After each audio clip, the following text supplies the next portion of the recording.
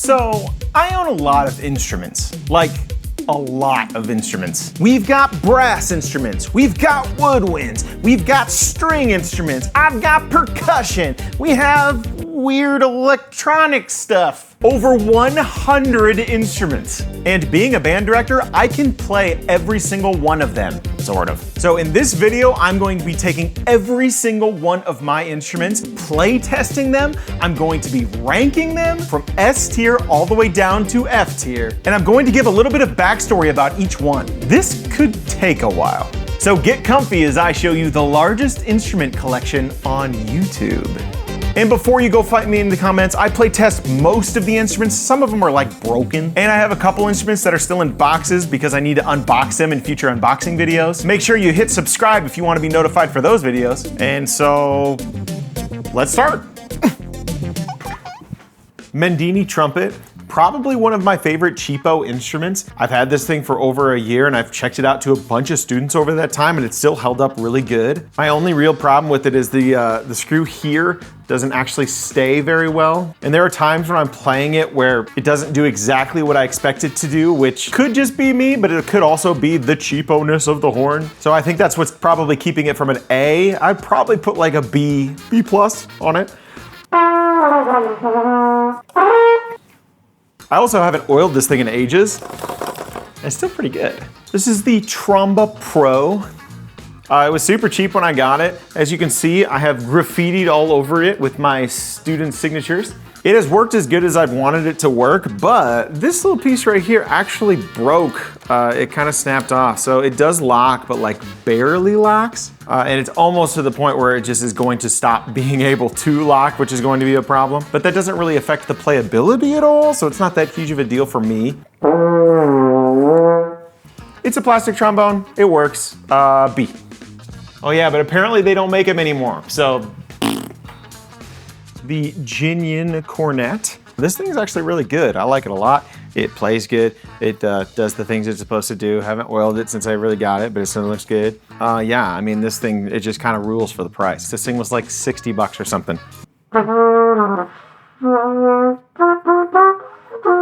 Sorry, my daughter's sleeping like right over there. Go watch the video if you want to hear how it sounds. It sounds good. A.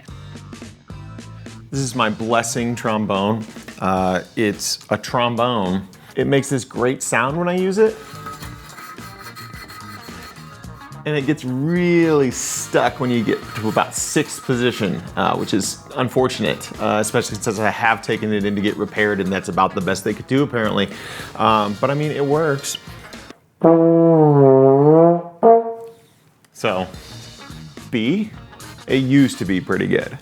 Here's my Tromba Pro trumpet. I don't even know if they make these things anymore. Maybe Tromba went out of business. I don't think they make my trombone either. This thing hasn't lived up to the expectations that I thought I'd be getting when I got a plastic trumpet. The third valve thing here falls out like crazy. I was just walking into the school one day because I took this out for marching band and I didn't even realize that I did not have this piece anymore. A student came running in after me about a minute later and was just like, hey, is this yours? It was on the ground out in the parking lot.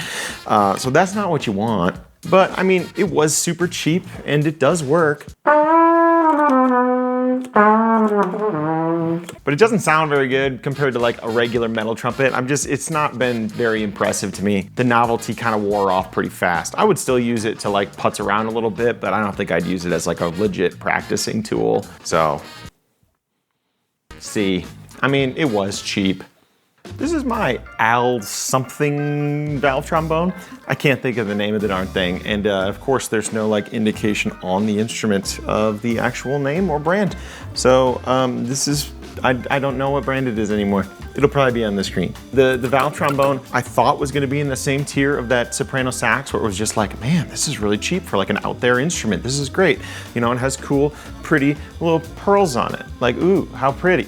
But yeah, I mean, I had one of my baritones use this in jazz bands, and it had since become unsoldered here. If you can see my amazing, you know, zip tie job there to keep it together. So yeah, that's gonna lose points. It does work still. Which is pretty cool for a cheap instrument, but yeah, it shouldn't be coming apart in, you know, like months time. So we're gonna D.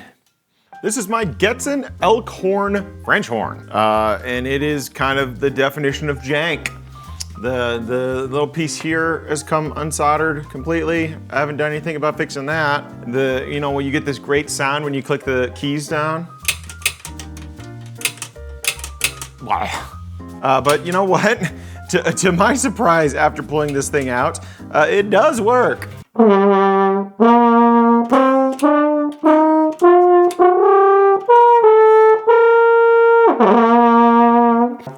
Yeah, so I mean, I really, I can't fault it too much, honestly. I was ready to give this thing like a D because I didn't think it worked anymore, but yeah, I mean, it is working. I have used this to teach lessons. I've never checked it out to a student because I like my students better than that. But you know what? All things considered, this thing might actually be worth getting sent in to be repaired. So we're gonna call this a B right now. This is my cheapo baritone. It is the Jin Yin baritone. I made a pretty recent video about it. And you know what? This thing is still kicking butt.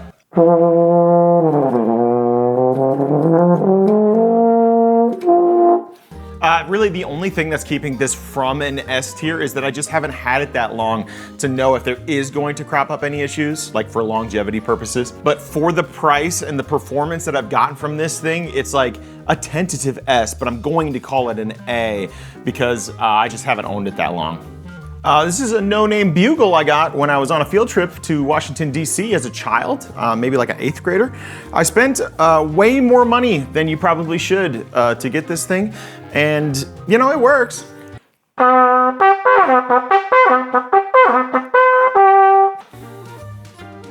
C. Ow, D. D. It is expensive. This is my Yamaha YTR 230.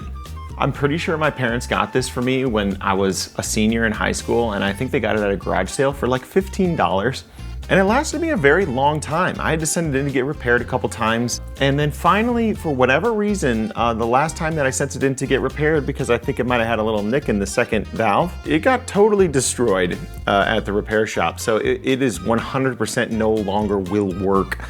Even when I kind of play the second valve, it's like super airy and no, it won't, so.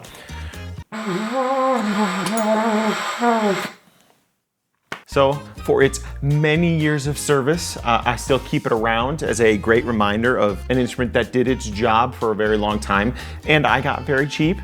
But now, because you know it's completely actually useless to me, I'm gonna give it a B. The Cecilio Cheapo flute. I actually have 2 of these. One I got for $50, which I'm gonna call this one, I guess. I don't know which was which. And one I got for like $23 that I opened on the live stream. The $20 one actually turned out to be better than the $50 one for whatever reason, because I had to adjust a screw on the $50 one. But other than that one thing on those 2 instruments, this thing's been fantastic. It's played really well for me. I have again passed this out to students and it's been working pretty good. So yeah. A. I'm gonna call the $20 one an A and the $50 one a B, just because, I mean, it was twice as expensive for no reason. Gotta love the Amazon roulette. The Yamaha, the Yamaha clarinet. First of all, I don't think they make this anymore. It's been out of stock for ages. This thing was so close to being an A tier for me, except the mouthpiece absolutely ruined the horn. This is not the mouthpiece that came with it. I'm pretty sure I probably burned that thing. But with a different clarinet's mouthpiece on it, it actually is a fantastic instrument. So we're gonna call it a C, but it could have been so much better. The Mendini alto saxophone.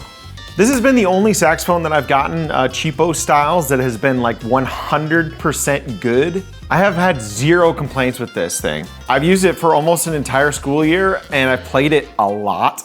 I've taken it to tons of pep band events. I've passed it to students before and had them play it, and I've just really had no issues or complaints with it, period. I thought I was going to hate the color, and I think the purple is actually really cool. And when I got it, it was also like 120 bucks, and that's pretty dang hard to beat. So right now for me, this is an S tier.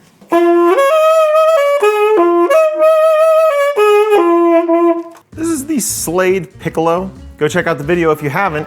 It was really cheap, which is a huge plus, but it also came needing repairs.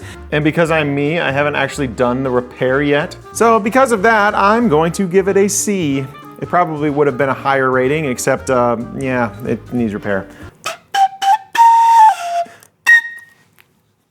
It's my wife's.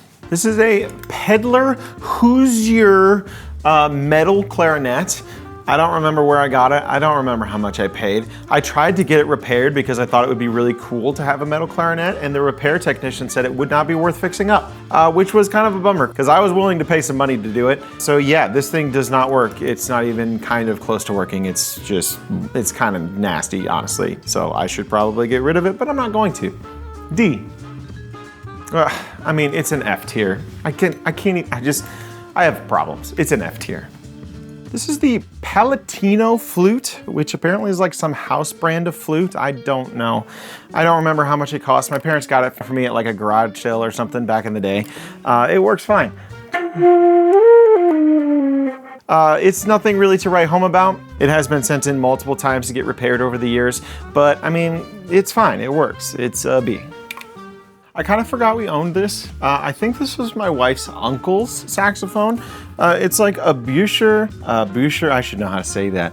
Elkhart, yeah, and it's another one of those instruments that is just not even a little bit in repair to play. Yeah, we would have to get it fixed up, and I don't think it'd be worth the money. Here's something cool though. It had a reed on it, so check out that sweet reed. Can't beat that. Couldn't pay me enough money to put my mouth on that. I'm not gonna do it. Yeah, this thing is, needs some love. It's all messed up. I forgot to give that saxophone a rating. It's an F. This is the Nuvo J-Sax 2.0. It is a learning tool. It is also kind of its own instrument, and it does work.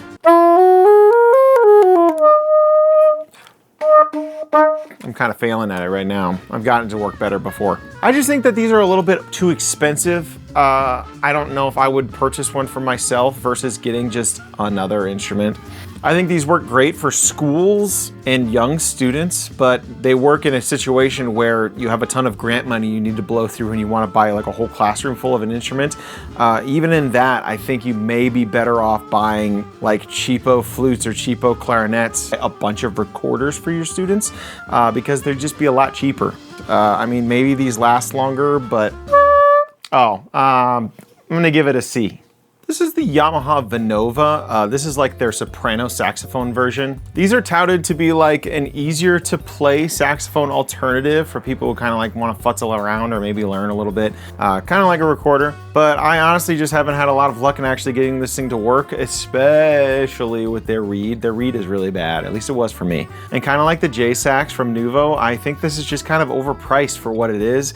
In a world where that Cecilio saxophone exists and I bought it for like $100 and whatever, this thing being as expensive as it is, I would just get a saxophone, even a cheapo one.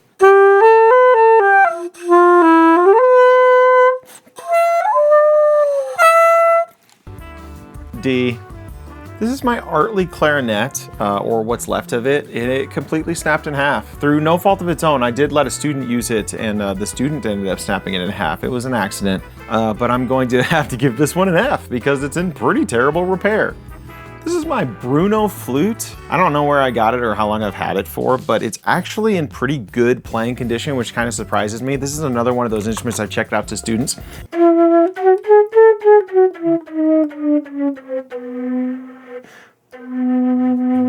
Yeah, I mean, I can get that low C out, so I'm gonna give this one a B. I'm not really good enough to give these things any better rankings than a B anyways. It works. It's a B. I found my other Cecilio flute. I'm not gonna get it out. It's the exact same as the other one, but it was either cheaper or more expensive, which is either good or bad. Yeah, I already gave the ranking.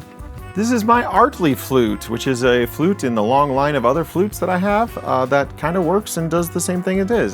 This has also been one that I checked out to students, and it works.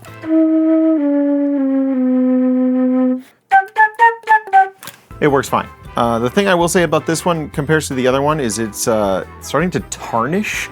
It just doesn't look quite as nice. It's getting some like weird stuff in there. So yeah, I'm gonna give this one a C. This is my Jupiter saxophone. This thing has been really good for me since I've had it. I've probably got it repaired once or twice. I mean, it's missing a pearl right here, but until I got my Mendini cheapo saxophone, this thing was my daily driver for many years, and it's been really good. This may have been my mom's saxophone. I don't remember. I did not buy it full price, so hey. I'm going to call this one a Bundy clarinet. It was in a Bundy case, but I can't seem to find any actual logo on here, which is kind of interesting. This is another one that I had checked out to a student. I haven't really checked the condition since I got it back, and this is kind of what it sounds like.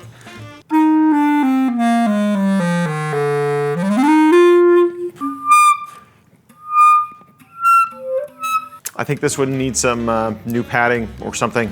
And the fact that I think it might be pieces of random clarinets jammed together because there's like no brand. That's kind of weird. We're gonna call this a C. I mean, it kind of works. Next up in clarinet land, I seem to have a Yamaha clarinet. It is in the nice Yamaha case, which is kind of a rarity to have the instruments actually line up with their case. Yeah, and it sounds like this.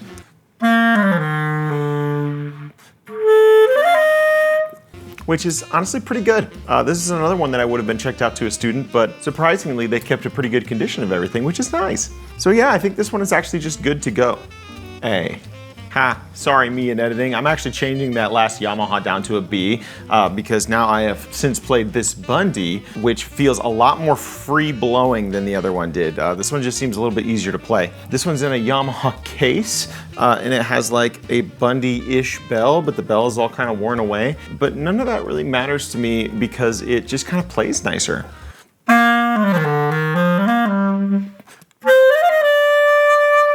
Yeah, I mean, this is the A. This is kind of a unique one, another clarinet. This is a Normandy, and I don't know if it's actually wood or if it just kind of has a wood finish to it. Here's what we're looking at. I don't know, it's just kind of pretty compared to all the other ones. It just has a different look. It's not that plasticky look. And maybe it's just because of that my ears kind of go to it, but this sounds a little warmer to me.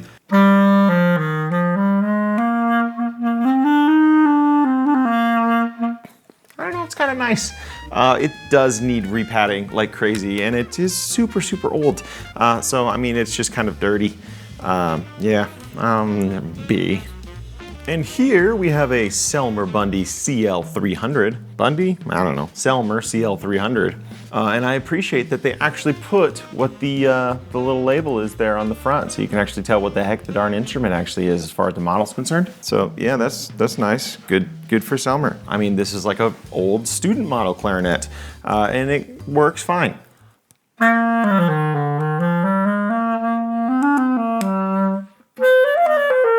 Still doesn't blow as nice as that other one, but I mean, it works. Probably needs repadding. Yeah, I own a lot of clarinets. I don't know. B. Why I own so many clarinets?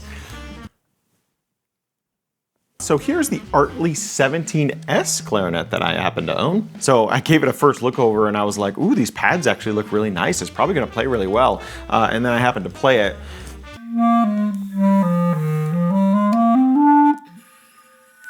Oh, that's hard to play. Something's going on. It does need to be recorked for sure. So there's just some things wrong with it. We're gonna give this one a D right now. This is my no-name soprano saxophone. This thing came with a awesome neck strap. It plays really good and it was super cheap. The only thing that is keeping this from an S tier is that not only do I not know the brand, so I couldn't rebuy it even if I wanted to, but there were other soprano saxophones around the same price. So I have no regrets for buying this thing. I think it's really good for the money that I spent, which was not a lot, but there's probably other soprano saxophones that kind of do the same thing in the same price range. So I don't think the deal is all that special necessarily. I don't know. This one's really good.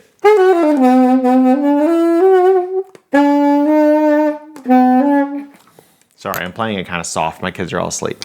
Go check out the soprano saxophone video if you want to hear more of that one. But isn't it pretty? Look at it. Oh, it's so pretty, isn't it? Gorgeous. A. Oh, and I have to say too, shout out to my clarinetist who actually played this in my jazz band all last year. He did a great job and rocked a new instrument, and it sounded really cool in our jazz band. This is my Pan American Elkhart alto sax. I think it was my grandma's or like my great grandma's. I don't know for sure, but this thing is very cool. It's like a little bit tinier than a typical alto saxophone is, but it still plays, you know, as normally like an alto would.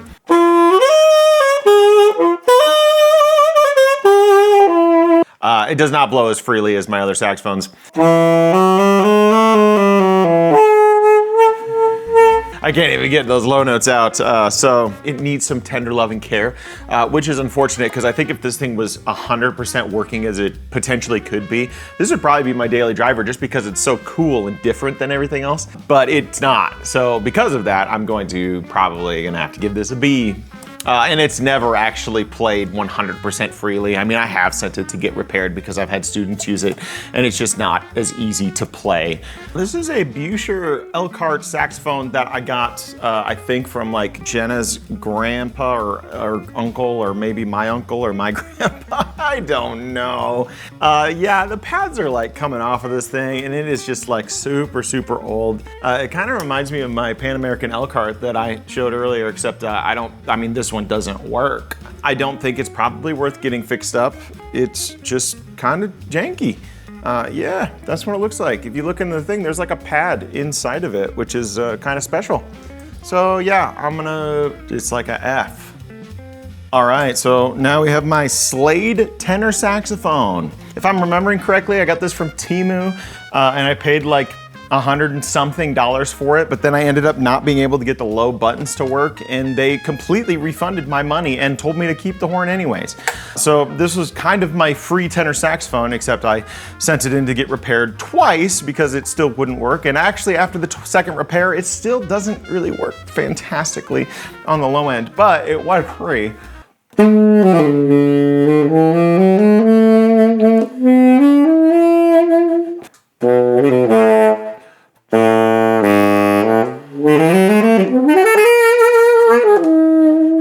Yeah, for what I paid, I would probably just give this thing an A, except for the pain in the butt that was actually contacting Temu about it and getting it repaired and blah, blah, blah, blah, blah. So I'm gonna call this one a C.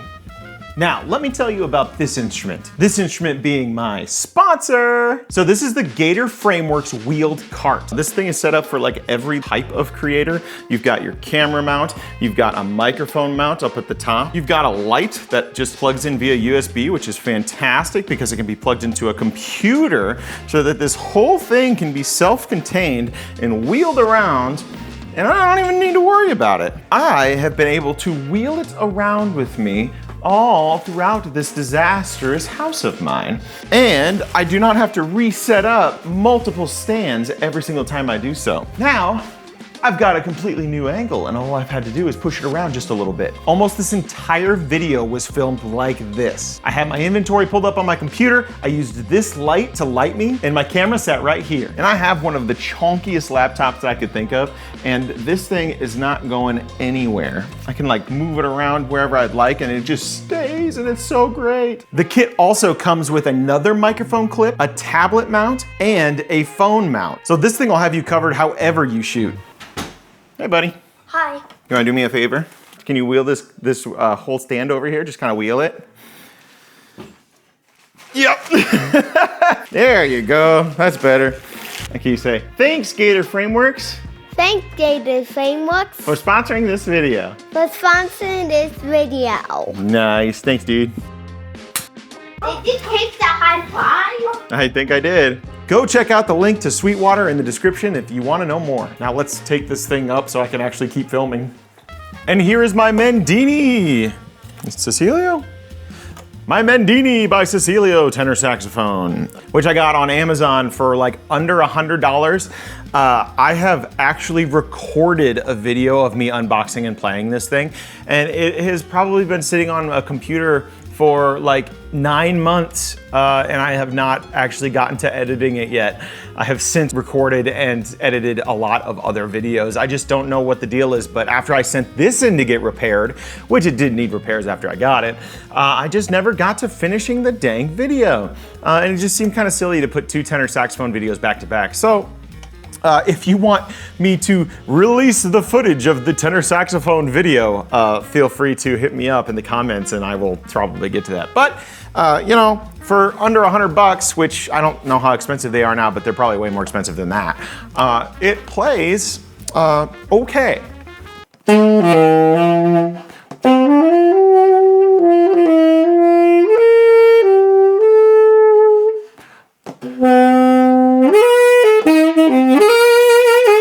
And yeah, I mean, it was just ridiculously cheap. Again, I did have to get this sent in for pretty much the same reasons as the other tenor saxophone.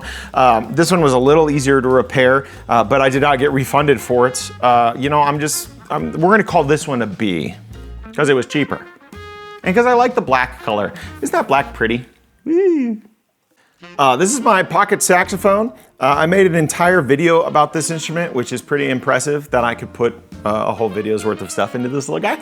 But the main takeaway for this is that for the money I paid for this thing, the mouthpiece is actually really good, and it's just a standard alto saxophone mouthpiece. So I think I figured out that it was the cheapest way at the time to buy an alto saxophone mouthpiece, and then you get this whole thing for free with the rest of it, which is kind of silly.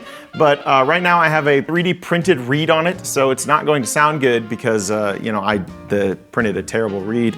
But you know, here's what you got.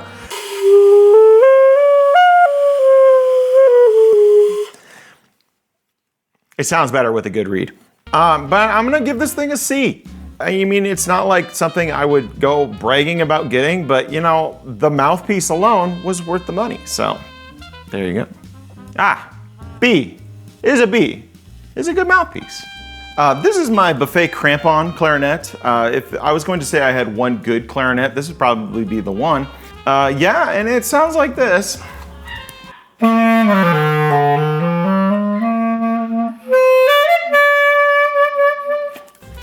Which is pretty good.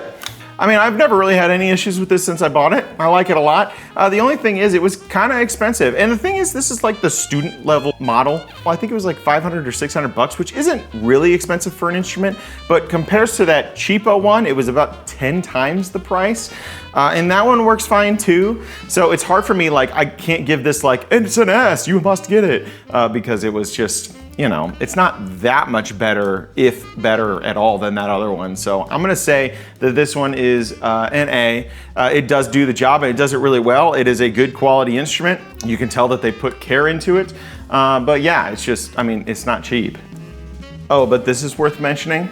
Compares to all of my cheapo instruments, the case for this thing kicks absolute butt. This case rules, so just keep that in mind when you're buying a cheapo instrument. Your case is probably gonna stink. This case is really good. This is my wife's flute. It is a Selmer, and she's had it since, you know, she was in high school, so, you know, 3 years ago. And the thing about this flute that I don't really like is that it is an open hold instrument, which means for me, in my playing, it just makes it harder for really no gain. But here's what the sound is.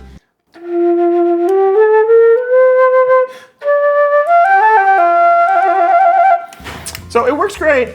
We did have to get it fixed up recently, but I mean, ever since then, it's been really good. So yeah, I mean, the instrument's good. I'm gonna give it a B. She would probably give it a higher rating, but I don't like the open holes.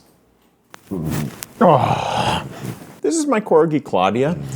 She's fantastic, and she is an S tier. This is my automaton. It makes sounds like an automaton. Well, maybe it doesn't. It's currently dead. So D tier. This is my Roland Aerophone Go. It works fine. It was kind of expensive for what it was, and I don't think the price has changed, and it's been quite a few years since this thing came out. Honestly, I think in 2025, I just wouldn't recommend buying this thing. It sounds fine. It sounds better when it's actually being pushed through sounds that aren't this. I might have rated this higher when I got it, but I think now we're probably looking at like a C, D. We're gonna put it at a D. I wouldn't do it. It's just too expensive.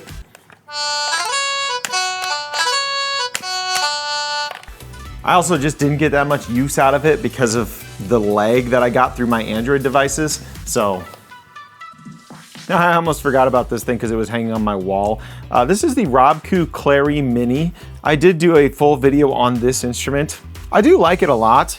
I just don't know if I personally would spend the money to buy it at full price. But it does what it sets out to do, and I think it would actually be a really good learning tool for a kid who doesn't know that much about any instruments.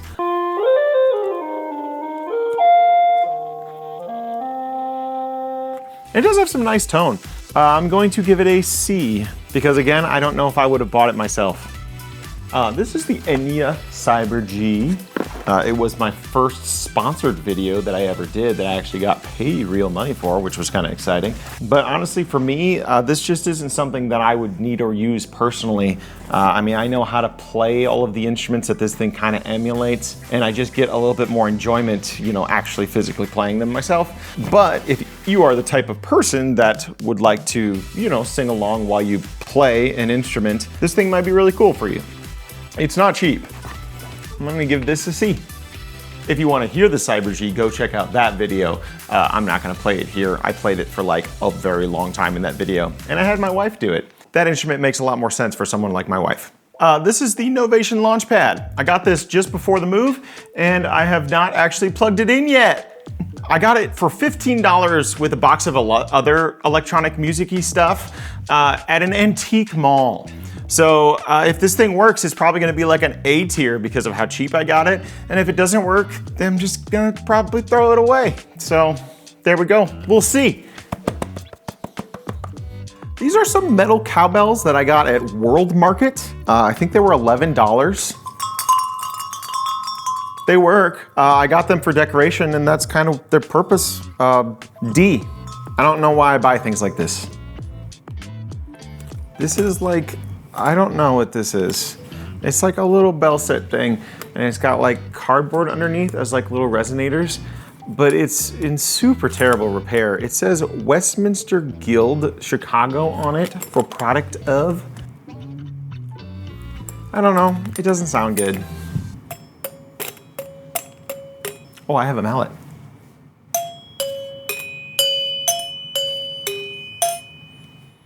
F. It's just in bad repair.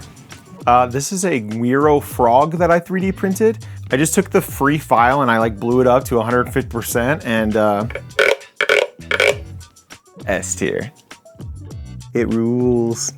This is the Jamal Toka Doombeck. I was at PASIC one year, and I think Jamal, the guy who actually like created this thing, had a clinic there.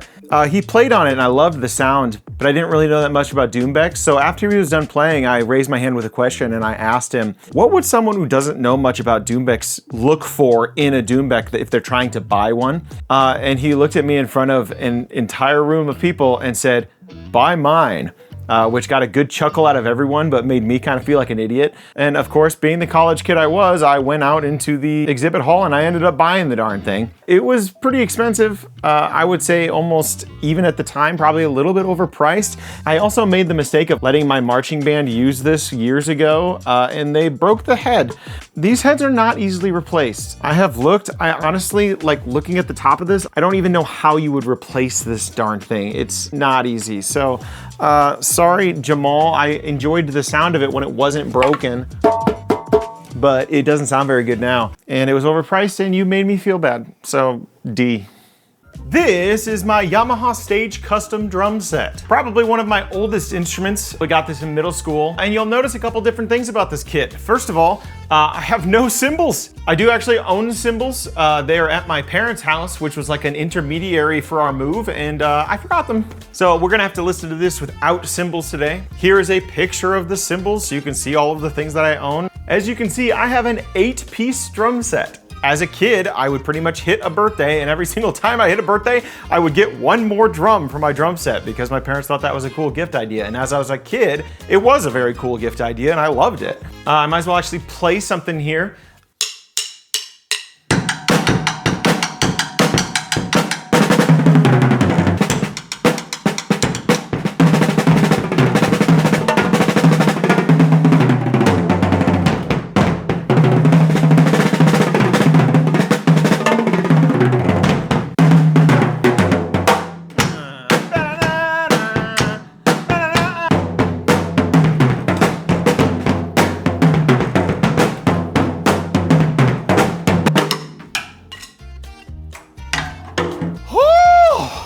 My ranking for this is going to be an A. It has been one of the staples of my instrument collection. I played it a lot as a kid, like a lot. This is my Co 5-octave practice marimba. If I would have to say like the one main instrument that I actually play, I guess it would be this. I mean, percussion is my main thing, right? But this is probably the instrument that I have put the most time on out of all of my instruments. The reason why this hasn't been in any videos so far is because it's actually been living at my previous school. But now that we've moved, I finally get to have my marimba back at my house. So the thing that's so special about this marimba versus most other marimbas in the world is that it does not have any resonators. That's not a good thing. The reason why it doesn't have any resonators is because I could not afford them when I bought this. Resonators are super expensive, but the cool thing about this is without the resonators, it became affordable enough that I could actually own an instrument like this to be able to practice on at home. And all the resonators do is just make it resonate. So it'll still sound like a marimba. It just does not ring as long. And it just sounds like a thud. But this at least checks the affordability box for me. I'll play a little excerpt of my favorite solo. This is called Bubble, and it's written by me.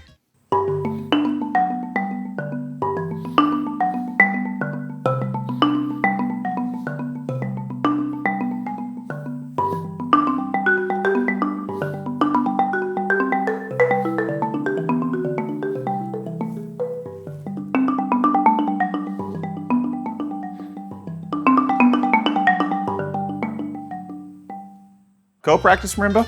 I'm going to give this thing an A.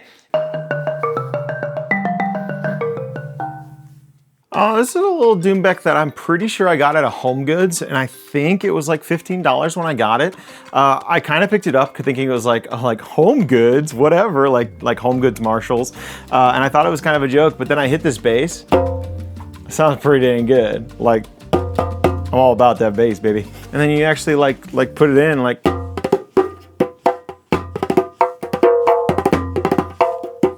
This thing was really cheap and it was really good, and I got it at Home Goods, and it's an S tier. I can't say S. I've never really used it for anything. It's an A. This is the Meinl Cajon. As you can see right here.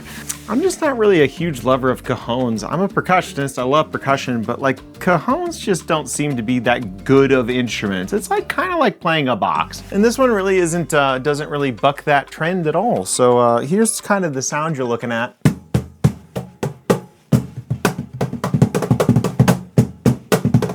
I mean, it's a box, you know? This one does have a fancy foot switch that you can push down to turn the snare off. It makes a little difference to the sound, but I mean, it's, I don't know, it's a cajon. I'm gonna give it like a B. It does its job. Nah, I'm gonna give it like a C. It does a job a cajon should do. It makes a pretty good seat. You know what? B, it makes a good seat. It is comfortable. This is like a no-brand Dalek. I think it's called a Dalek. I don't know. It's like a little percussion instrument that you know, you can play. You can actually untune it with these little beads and tune it back up by pulling it up, which is a pretty cool little unique system here, which I kind of like. Now it's tighter. Yeah, I don't know. I mean, it works, and it was probably not that expensive because I probably got it from like Home Goods or Marshalls or something. So I'm gonna say solid B. I mean, I don't think I've ever used it for anything, but it's cool looking. This is the Grover Pro Triangle. Looks like that. It comes with silver and bronze jingles. Now, being a percussionist, this is a pretty professional level percussion instrument, but it does a fancy thing here where it comes with a roll ring, which means you don't have to like wet your thumb down, and you can actually get a nice roll really easily. It's just like sandpaper, but it's really nice and thoughtful that they actually put it in there.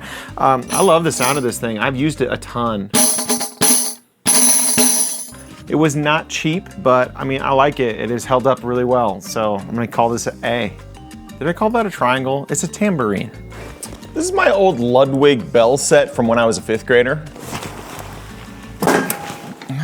No, spilled my coffee. That's an F tier now. Try try this again. The Ludwig kit comes with, you know, a little practice pad, and it comes with a stand and a bell kit. That's what the bell kit looks like this. Apparently mine is missing G for some reason. I don't know why. Yeah, and I mean, just like every other, you know, cheap percussion kit you would get a 5th grader, it kills your soul. I'm not a fan of these things. I'm not a fan of requiring kids to buy them. I don't think they foster a joy or a love of music. I think it kind of kills all of the fun to have to come and go. Ugh. I mean, they just don't sound good, and they're like tiny little targets, and it's not fun to play them. I understand that, you know, you want to get your kids something that they can practice at home. I would much rather just have a kid have a piano or something like that they can just like plunk on to learn their notes and the locations versus having to like hit one of these tiny little bell sets. It just doesn't teach you technique, it doesn't teach you anything, and they're just not fun. And they sound bad, and they're like painful to listen to for long periods. The other thing that I'm not a huge fan of is this one actually has the letters ingrained into the keyboard, which I think is actually bad because it doesn't force the kids to actually learn the notes. They can just look down and go, oh, that's an F because it says F on it. They need to learn how not to do that. So like, I think having the training wheels on there is actually hurtful to their education long term. So there you go, D. I did not enjoy playing this. We're gonna call this the Winky Face snare drum. I'll show you why. That is what I put on it to help with the muffling. And this is the snare drum that I had at the front of my classroom to, you know, be able to keep time for my band and like hit it loud and then like play the snare drum beats when I needed to. And it worked pretty good for that. I've got my name on it. I probably had the same head on it for, you know, since I got it. And it works fine, you know?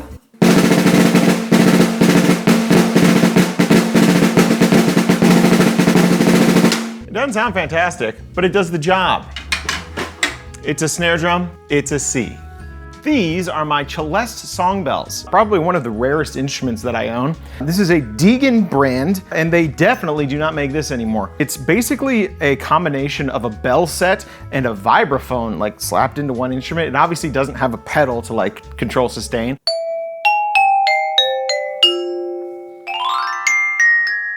Good news about this instrument is that I got the frame redone. My father-in-law actually hooked me up and rebuilt the frame from scratch, which is awesome. The bad news about it is that I still have the same old string on it since when I got it. I have not changed the string, and it's really bad. These notes would sound a million times better if I just got a new string. I need to do that.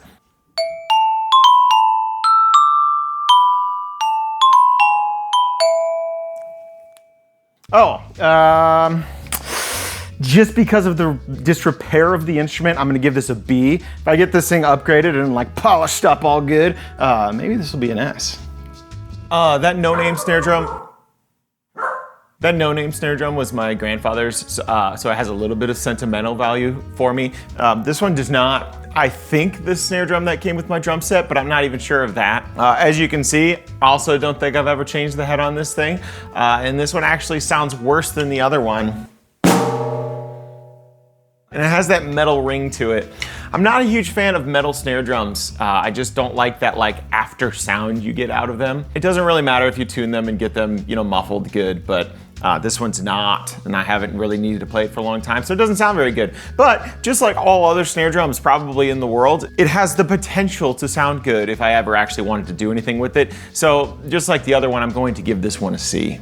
My only snare drum worthy of a case. This is my Pearl Philharmonic snare drum. My parents got this for me when I graduated college, and I really have actually enjoyed and loved this snare drum. I've used it for a lot of things. This is one of the snare drums that I would not let a student use. It is just a little bit too much money. I don't think I probably would recommend getting this for a student who's young, just because they don't need it.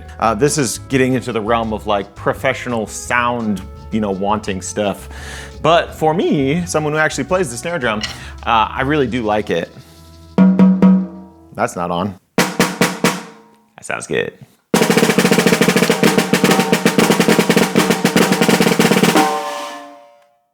Now, I still do need a little bit of muffling on this, which I don't have right now, but it has a really cool feature in that it actually has 3 strainers on the bottom. Strainers on the bottom. It has 3 strainers on the bottom, which means that you can turn them off and on in any kind of order you want by just kind of loosening and tightening here.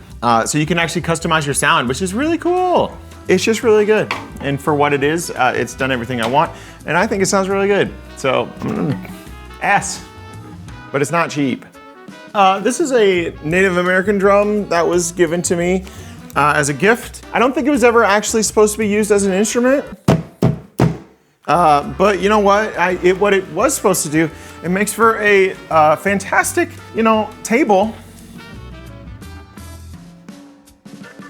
So, D.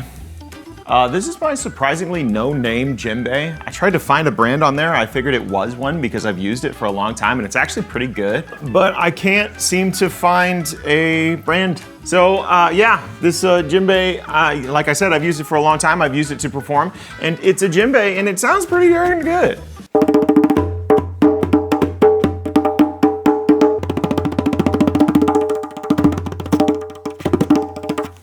I have problems. Oh yeah, so djembe, we're gonna call that an A. It does the job. I mean, it could maybe be a little tighter. It's a little low right now, but I mean, it's a djembe and it works. It's an A. This is my opera gong. I think I got it at PASIC some year. And you know what? It gongs. And it wasn't very expensive. So this is a B. Makes it for a really good prop.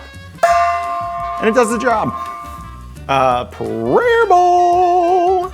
So I have always been fascinated in prayer bowls. I don't know why. The thing is, they were always super duper expensive. I don't remember how much this was, but it was probably overpriced for what it is because of the meditative healing properties. I just like it as a percussion instrument.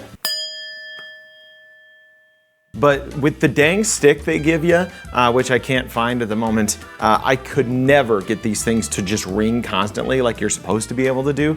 So yeah, I'm gonna just give this thing a C. I mean, it's cool, I guess, as like a little piece of percussive metal, but D. D, it was expensive. I found the stick. Yeah, I got it. I'm such a good percussionist. Kinda forgot about this guy. I own another snare drum. This is not the snare drum on my drum set. This is another one. I think this might have been my grandfather's. I'm not totally sure. It is a Zimgar. I had to look up what that is. Apparently that is a brand that's like made in the pearl factories or something, and then it's shipped here as like a cheaper alternative. I don't know. I don't think they probably make them anymore. But this is what it sounds like.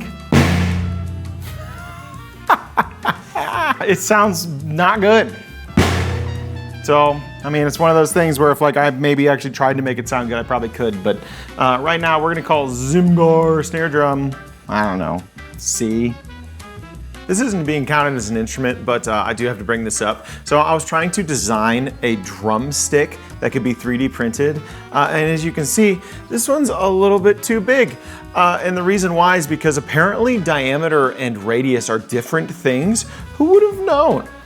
So yeah, my 3D model came out to be pretty darn ginormo. So yeah, I mean, not only did it like snap off after the first hit of me trying to go like that, but yeah, I don't know. It just wasted a ton of my filament, and as you can see, I had to change colors at the end because at that point I had to get it finished. So this is like a great weapon though. I 100% infilled this. This is my corgi Juliet, and she is also awesome, and she's also an S tier. Sorry, Claudia's jealous now. This is the case and the instrument of my Grover Pro Triangle. Now, looking at this, you'd probably go like, oh, it's a Pro Triangle, so it must be really good. But this actually came free with my tambourine, and you wanna know something? I kinda hate it. I don't really have a string or anything good to hit it with at the moment, but it just sounds bad. I just don't like it. I've never found anything that I've liked it and used it with. It just doesn't have a good sound. But because it was free, I'm going to give it a C tier still. Here is my Sage Man drum, Own the Groove. It's a tiny little baby djembe. And you know what? Actually sounds pretty good for being a tiny little baby djembe. Wow, I take it back. I thought it sounded better than it did. Yeah, man, I was gonna give this a much better rating. But yeah, I don't like it. I thought I liked it, but I don't like it. D. Okay, I take it back. I was gonna give it a D. That's probably not fair. This head's probably just bad, and it's probably been sitting in a basement for years. I mean, I'm gonna give it a C. It probably has the potential to be a pretty good instrument. Here is a little bell I got. And I got it at Disney World, and it was in the place with all the countries in it. Epcot. And you know what? When I got it, it was like maybe 2009, and it sounds okay. Some nice overtones there. It was like 80 or 90 bucks when I got it, which is kind of expensive. Even today, dollars, 80 bucks is nothing to sneeze at, and this is kind of a one-trick pony. So, you know, we're gonna give this a C. It does kind of what it was supposed to do. It is kind of pretty looking, but yeah, it was expensive when I got it. Here is a little, you know, like tam-tam I got. You know, little gong, you know, hit it, it sounds like a gong. Ooh. I don't remember where I got it. I don't remember how expensive it was. It is pretty, and I like the little stand that it comes with, so yeah, I don't know. Let's call this, say, B? And here I forgot about my finger cymbals. I think I got these from Steve Weiss, and you know what? They were pretty cheap, and they're actually really fantastic, and they sound fantastic.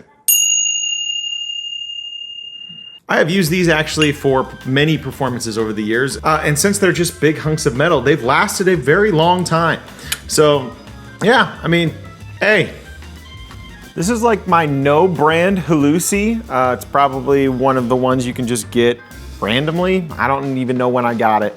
I do like it a lot. It's a really cool instrument, but it is now to the point where like the drone on it doesn't work consistently well.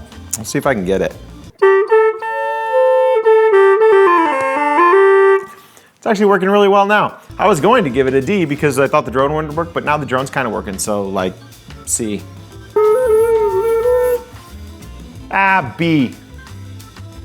We're gonna flute speed round here. So here's a Native American flute that doesn't sound very good.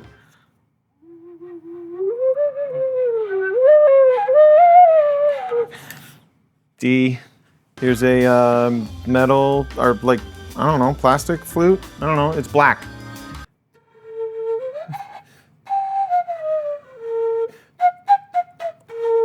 Actually plays a lot better. C. Here's my Zoo bamboo flute.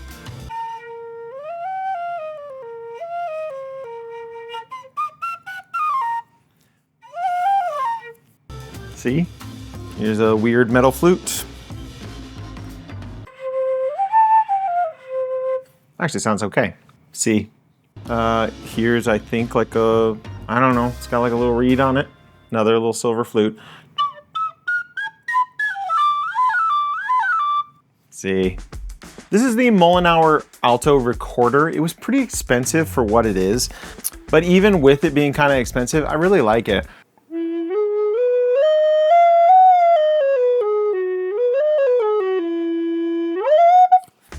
Even though I never really put the proper effort into it, this is another one of those purchases where I probably just shouldn't have spent this much money on something like this until I actually decided that I was going to become good at it. But it's really cool and I like it, so I'm still going to give it an A. This is the Mollenauer Soprano Recorder. It's my wife's. It's not as cool as mine because alto recorders have a little bit more novelty to them than sopranos, which like every kid in America probably has played at one point. But it really sounds good. It was probably really expensive when we bought it, but I can't really knock it because it's really good at what it does.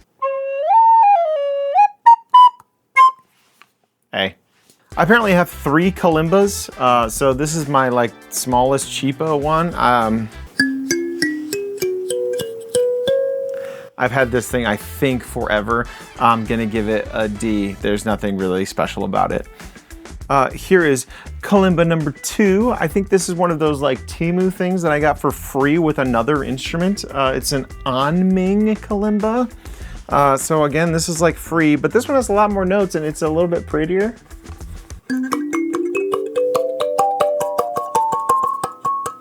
Sounds bad when you get to the top. Sounds good. We're gonna call this a, what did I give the other one? We're gonna call this a C. And here's the last one. This is a kalimba brand kalimba. Again, I think it was like a Temu thing. It's like MK17K is the model number. I'm like, it's gonna sound pretty much the same as the other one, I think. You know what, I think this one actually sounds a little bit nicer. I don't know why. I will say that because of these little curved slats, you know, maybe it feels nicer. I don't know, it's prettier. I'm gonna call this a C. No, B. B minus? I don't know, B. This is my, like, no-name bagpipes. Yeah, I mean, I think these kind of work. I don't know. I don't remember ever getting them. Maybe it was gifted to me. I honestly could not tell you. Is this where you blow? I think.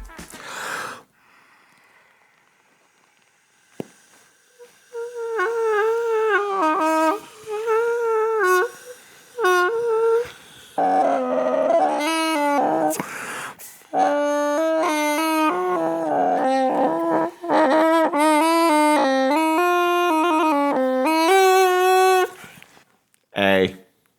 Okay, I went to go type in the bagpipes into my inventory and went to go put A as the, I can't put A as the thing. That's a C. I've like never used it for anything. This is my Yamaha recorder. It's a recorder and you play it just like every other 4th and 5th grader in the entire world. And it sounds pretty good.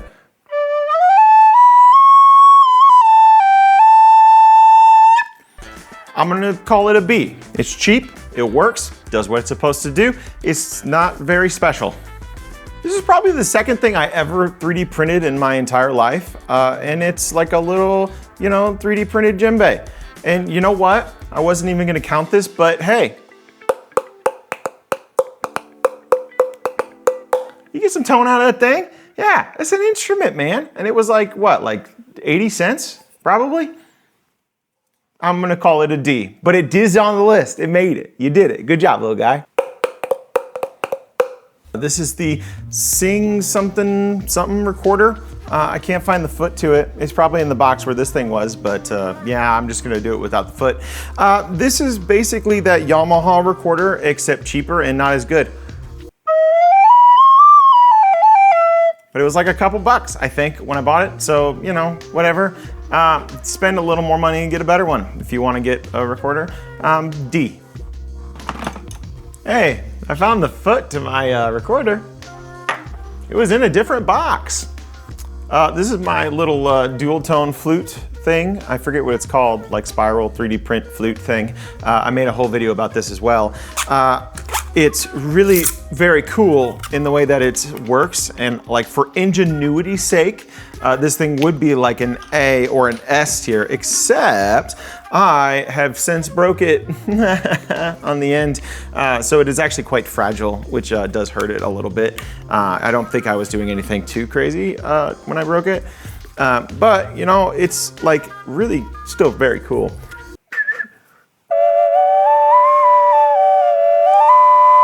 It sounds really good too, for what it is. So we're gonna call this a B tier. If it was a little cheaper, like actually on the thing to buy this thing, I'd probably give it an A, but it's not super cheap for, you know, what it is, I don't think, so on the site. But that shouldn't stop you from getting it. It is still like one of a kind and very cool. This is the other Teletoons flute that was given to me. It's pretty darn cool as well.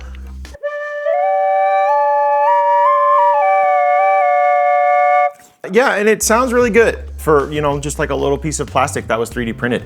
I have actually since printed something like this myself. It's just a really cool design and it's really just a neat instrument. I'm gonna give this one a B as well. It's not quite as innovative as the other one was, but yeah, I mean, this one's way more sturdy. In this box is the remnant of what would have been my Temu bassoon that I did purchase. In purchasing it, I wanted to buy a good bassoon reed so that I would know it wasn't the reed if there was the problem if I actually got the bassoon. So I bought a nice reed. So in this box is a kind of expensive bassoon reed. I did not ever get the bassoon from Temu, and it is a whole long story. I could make an entire video about how Temu scammed me, but maybe save that for a future thing. You know, right now this is going to be a Temu bassoon F. I'm sure this reed's fine. I almost skipped right over this because I didn't really, think of it as an instrument, but I've got this little, clay flute, I guess, and if you blow into the tail, it sounds like this. F. This is a ocarina from Puerto Rico that I apparently own and didn't really realize. And it sounds like this.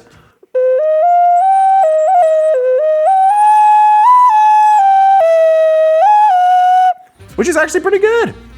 I should keep this thing out. It sounds nice. I'm gonna give this a B. This is my train whistle. It's got a train on it. And it's got it from the Black Hills, and I think I have had this thing since I was like 3 years old. This is what it sounds like. And as you can hear, it doesn't really sound that much like a train because I can only really get one pitch out of it for some reason. Oh, but if you blow it really loud, I guess maybe more. D. Welcome to my kitchen. Up here, you will see we have the magnificent Japanese bell. And it sounds like this. And I am going to give it an A for sentimental reasons because we got it in Japan and it was great, so. And subscribe to this video if you like it. Oh, here, say that again. Oh. Subscribe to this video if you like it. Nice. This is the RMC guitar. It's terrible. It's always been terrible since I've got it. I don't think you could play like anything on it. F. As we get into the guitars, I own a lot of guitars. I don't know why I own them. People buy me guitars and I've just had them. So this is the Kingston N2 Classic Guitar Pro line. Honestly, I don't think I've ever truly played it. I bet if I restrung it, it would actually probably sound pretty good. This is what it sounds like now.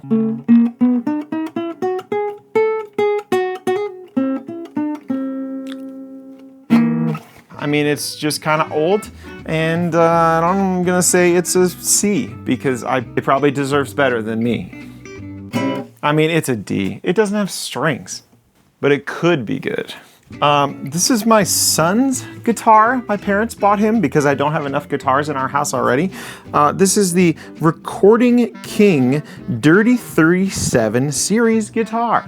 And it's like Elvis's guitar, I guess, is why they bought it, because my son is gonna be Elvis.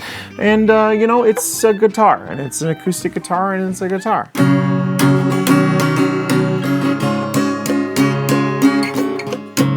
B.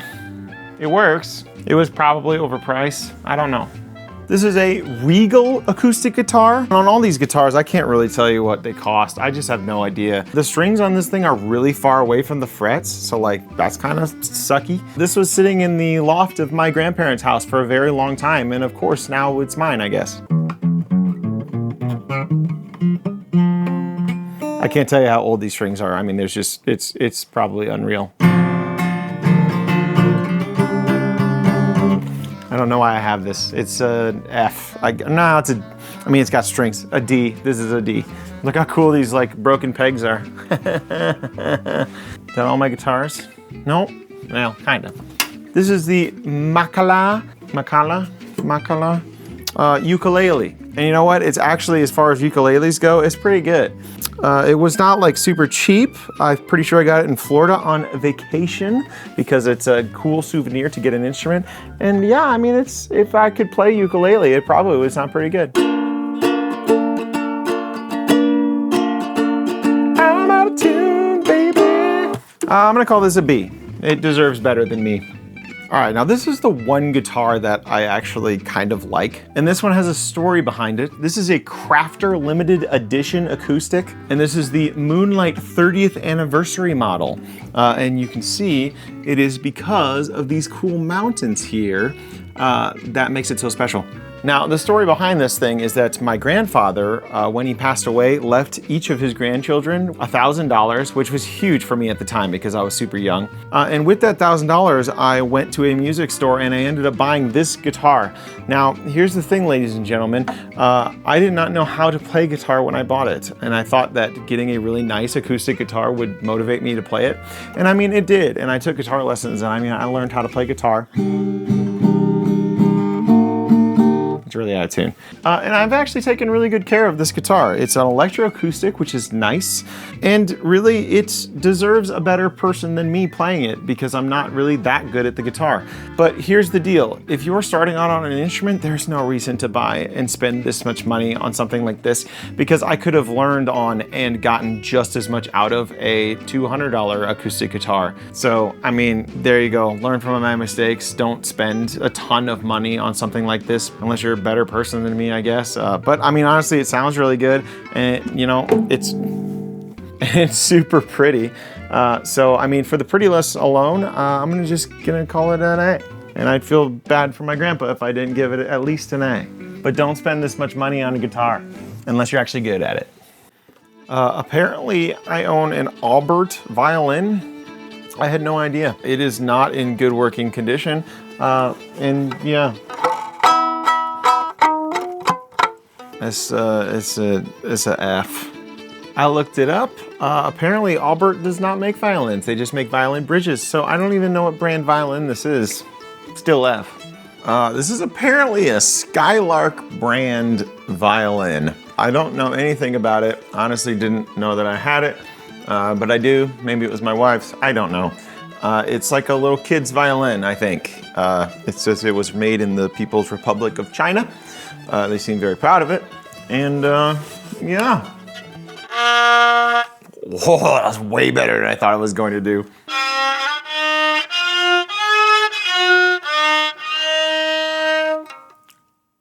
I am pleasantly surprised with this thing. I mean, I was ready to give it like an F because I thought it was gonna be terrible, but it actually kind of tuned up and like played the thing. I don't know. It was, you know, as like, I'm just gonna call this free because it was just sitting in my room and I didn't know I had it. So I'm B, I guess. Here we have the Steg L250 guitar. I got this for free from my father-in-law, and I think he won it because he was putting in money for a raffle to try to win a gun. And I think instead of the gun, he won a pink guitar, which, you know, he must have thought, hey, Chase does music. Here, have pink guitar. So I have pink guitar. It works fine. It is missing 2 strings. That's a me problem, not really a guitar problem. But yeah, I mean, here we go.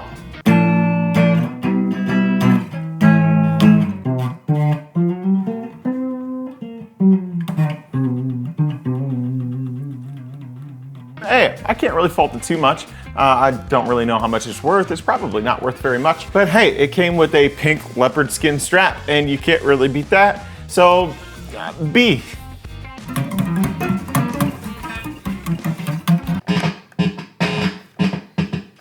This is my Ibanez Geo. I think it's Geo, I don't know, Ibanez. This is the guitar that I've had since I was like a freshman in high school. And you know what, it still works and it's great. There is like a weird connection issue here. But other than that, you know, it seems to be working okay. It was almost in tune when I pulled it out.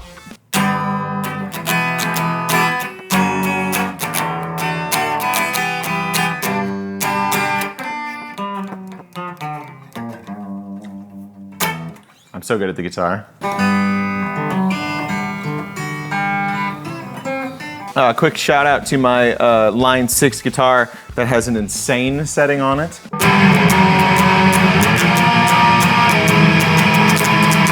So I'm going to give this thing an A, And the reason I'm going to give it an A is because this is all you need to get started. You know, you don't need to go out and spend like a ton of money on a guitar, especially not an electric. They're all pretty much guitars, as long as, you know, your strings are set good on the frets. I mean, I've had the same strings on this thing probably since almost when I bought it, and it works okay. Should I probably change the strings? Absolutely, yes I should. But was this good enough for me to learn on? Yeah, it was. Hey. Speaking of instruments I don't deserve to own, this is probably the biggest one of them all. This is my hammered dulcimer, which I honestly love. I drove down to Oklahoma specifically to go to this guy's factory. This is a Masterworks hammered dulcimer. Not only did he let me try like a ton of them out, but he actually gave me a tour of his factory and showed me how everything works. It was honestly a very cool experience. The thing is, this instrument has not gotten the love it deserves from me. I've had this thing for about 10 years now, and the amount of times that I have played it is basically criminal. And this was not cheap.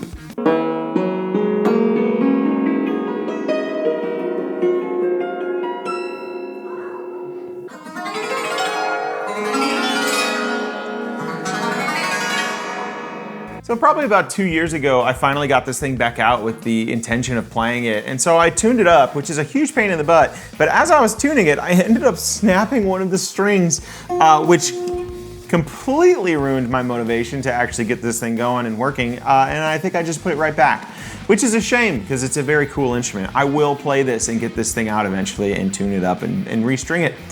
It deserves it. But because I think I probably spent more money than I should have at the time, because I started nerding out like crazy. I could have bought a cheaper one and been very happy with it. I'm going to give this thing a B. As I play and you know, fix this thing up, maybe I'll up the tier a little bit.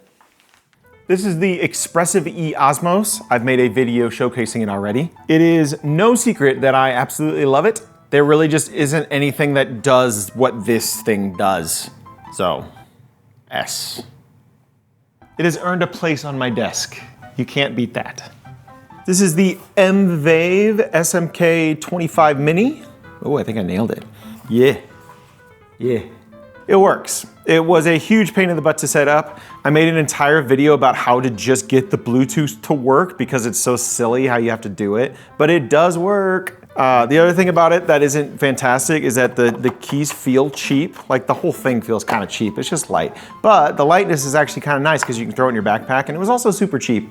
So I'm gonna call this like a, oh man, if I had pluses, B+. We're gonna call it a B. If this thing did break down, I probably would just shell out a little bit more money for a different one that wasn't maybe so cheap, or was maybe even a little smaller. I don't know, B. This is my RD700NX keyboard. I'm actually not going to play it on this video because I'm going to be playing it a whole lot in my next video. But to give you a spoiler, I've had this thing almost 10 years and this thing rules and it has been really good for me. So S tier. This is the Mugig Melodica. It's got a weird name, but it does do what it's supposed to do. It's a melodica and it sounds pretty good. Honestly, it does everything I would want in a melodica. So I'm gonna give it an A. We have actually used this thing in performances and it's been pretty good. And I think it was cheap.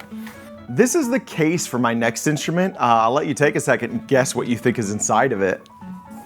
That's right, it's an accordion. This is apparently a Loduca Bros, Milwaukee, Wisconsin, made in Italy. That seems like an oxymoron. Yeah. And this is an accordion that my parents got me from like an estate sale or something. I don't know if I've ever used it. Well, let's see if it works. It's already unclipped. That's probably not how you're supposed to store it. Hey, it sounded like a sound. I know nothing about accordions, so I'm probably going to make a lot of people angry here.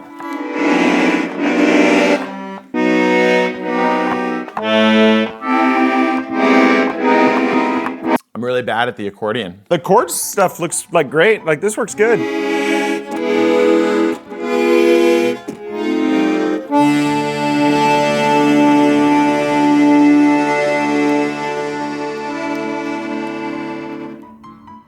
That's the condition. In better hands, this thing would probably be an S, but I know less than nothing about the accordion. So I'm gonna just call it like a B because I was surprised that it worked at all. I didn't think it was going to. And now I feel guilty because it's been sitting in that suitcase looking luggage in my basement, not being played, which it probably should be because it probably deserves to be played. I'm gonna have to do some research into this and see if I can figure out a little bit more what's going on. B. Last but not least, I have my garage piano. I think everybody should own a garage piano. The reason why I have a garage piano is because this is my great-grandmother's piano. That was passed on to my parents, and my parents don't play anything, so then I got it. Now that we have moved into our new house, I have not found a place to put this thing in there yet.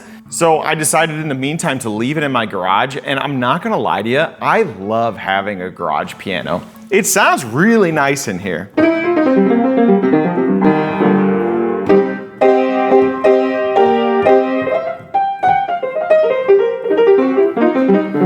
I mean, this is just one of those pianos that like every old house probably has. It's a little bit out of tune, it's super old, but I've enjoyed playing on it, and I've enjoyed playing on it since I got it. And so I think I'm probably going to leave it out in my garage. It's probably not the best thing for the instrument, but it's better than throwing it in the garbage. And now my neighbors can enjoy the lovely music of me playing in the garage. Oh yeah, garage piano B. So you actually made it to the end of the video. You're awesome. But now the most astute among you may have actually been counting all of those instruments. And if you have been, you may notice that I have exactly 100 instruments. In the beginning of the video, I said that I had over 100. So I need to add one final addition, and that is going to be me.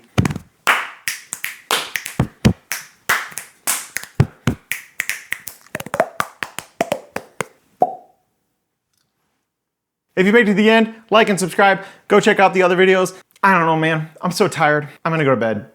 Bye. Head over to Patreon if you want to directly support me. Thank you to my patron of the arts for doing that already.